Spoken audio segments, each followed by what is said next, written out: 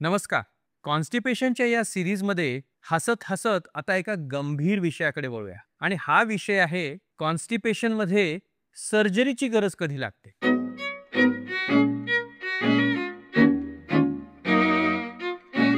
मित्रांनो, कॉन्स्टिपेशन हा विषय सविस्तर चर्चा करण्याचं कारणच हे आहे की कॉन्स्टिपेशनमध्ये बऱ्याच जणांना हिमोराइड्स, फिशर, फिस्चुला आणि पायलोनेडल सायनस असे विविध प्रकारचे आजार होतात आणि या सगळ्या आजारांना मिळून आपण एकच लेबल देऊन टाकलेलं आहे.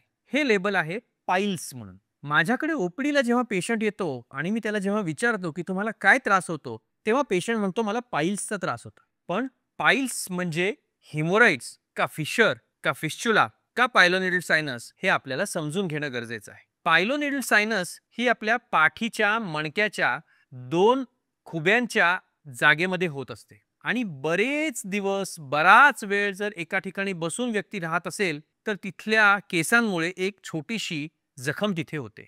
पूर्वीच्या काळी ह्याला जीप ड्रायव्हर्स डिसीज असं म्हणायचे. आजकाल आम्ही याला एक्झाम गोईंग स्टुडंट्स डिसीज असं म्हणतो. IT मध्ये काम करणारे लोक आणि बरंच बैठं काम करणारे किंवा बराच वेळ बसून राहणाऱ्या विद्यार्थ्यांमध्ये पायलोनेडल सायनसचा आजार दोन्ही बाजूच्या पाठीच्या खुब्यामध्ये होतो. पण ती जागा संडासच्या जागेच्या जवळ असल्यामुळे पाईल्स म्हणून त्याला बऱ्याचदा पेशंट्स नाव देतात. तिथे इन्फेक्शन झालं आणि पू झालं तर तातडीनं ऑपरेशनची गरज भासू शकते. तसंच जर संडासला जोर करायला लागत असेल, संडासला खडा होत असेल तर संडासमध्ये रक्तस्राव होण्याची शक्यता असते. जेव्हा आपला रक्तस्राव हा त्याच्यासोबत मिरची झोंबल्यासारखा आग करून होत असेल तर ते एक फिशरचं लक्षण असतं. तर बिना दुखता रक्तस्राव होत असेल तर ते पाईल्सचं लक्षण असतं. आय मीन हिमोराइड्सचं लक्षण असतं. सो फिशर आणि हिमोराइड्स मधले डिफरन्शिएटिंग 2 पॉइंट्स आहेत. फिशर मध्ये अतिशय पेन होतं, इतकं पेन होतं की पुन्हा मोशनला जाऊ नये असं वाटतं आणि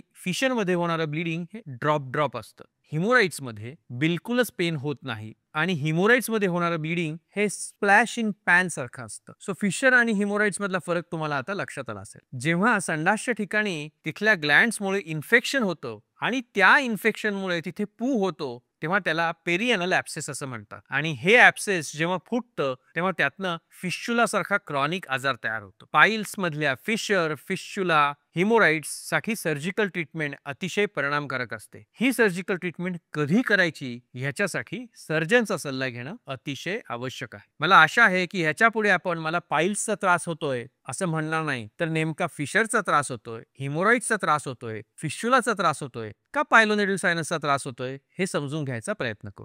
पटतंय ना?